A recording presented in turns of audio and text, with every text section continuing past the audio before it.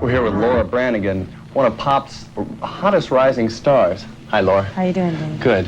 Leonard Cohen, he's a fabulous songwriter. He sort of discovered you. Tell me a little bit about that. Well, that was my first paying job in the business. Up until then, you know, I got out of high school, went to acting school, and started knocking on doors, and got a lot of non-paying jobs, but none of them were paying. That was my first money in my hand besides waitressing.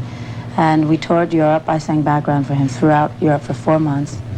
And for me, it was the first time being on stage with a huge audience in front of me. It was a great experience because I was behind such a well-honed performer and learned all my mistakes. Oh, well, some of them back there. Then you came back to New York and played for a couple weeks, and then you were signed. That's sort of a rags to riches type of story. Well, it didn't quite happen that quickly. I came back, I decided I wanted to go solo. That was it for background. I started writing songs. I auditioned for every record company in the business. And they all said, you don't sound like anyone, you don't fit in.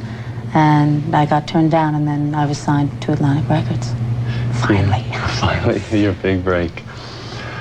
Drama, you've taken a lot of drama classes in acting. Is that something you want to pursue? Absolutely. You want to do it along with music or after your musical career is ended? My music career will never be ended, I hope. Let's hope not. Acting for me is just another extension of my art. You know, it's just like singing for me.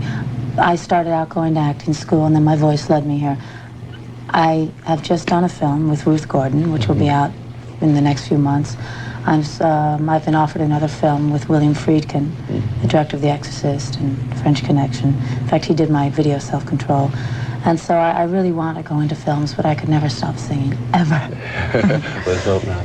Speaking of videos, your No Self-Control video was a little bit controversial, and I heard they did a little snipping and cut it a little bit for MTV. Tell me a little bit why they did that. Well, we felt, or the record company felt, that it was a little bit risque in parts where I don't know if you've seen it, but the dancers, there's a scene where you go into a club and the dancers are moving around. And there were probably some more suggestive movements than TV would play, so we just snipped them out. It's only a few seconds. That can make a big difference. Makes a difference, yeah. Musicians are so visual these days. Do you think that videos are an important part of a musician's success anymore? I do. I think, you know, 2 years ago when Gloria came out, I did not have a video, and Gloria went. Took time, but she went.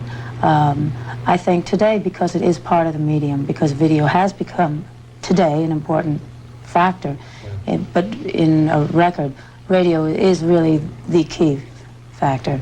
But video can just enhance it. I think the fans love to see, you know, they like to see what the artist looks like, what they're doing. It's just another aspect of creativity. Yeah, the Academy Awards is sort of the top for actors, and the Grammys is for musicians. You were nominated for a Grammy for Gloria. Yeah. What does that mean to you? Oh, it was a thrill. I was nominated for Best Female Vocalist, and for me at that point, it was my first song. It was a great honor to be up there with people like Olivia Newton-John, Linda Ronstadt, who had certainly made their mark. I was thrilled to be nominated. I thought, you ain't gonna win it, it's too soon. You know, you keep your fingers crossed, but it was a great, great honor. Yeah. Do you like being dubbed a pop singer? Do you like that term? I don't mind. I think that's basically, I'm a singer first, you know, I don't think of it. It's pop rock, I suppose. I don't really mind the label so much as long as I get the audience I want, and that's what's happening now. I have a real crossover from very young to elderly. Yeah, great. Laura, thank you very much. Thank you. Laura will be at the front row tonight. It is a sold-out show, so if you don't have a ticket, please don't come down. But if you do have a ticket, you'll be seeing one of the finest, most exciting, upcoming young pop stars in the business. Thanks, Laura. Thank you. I'm Dave Tarbert, the man on music for Live on 5.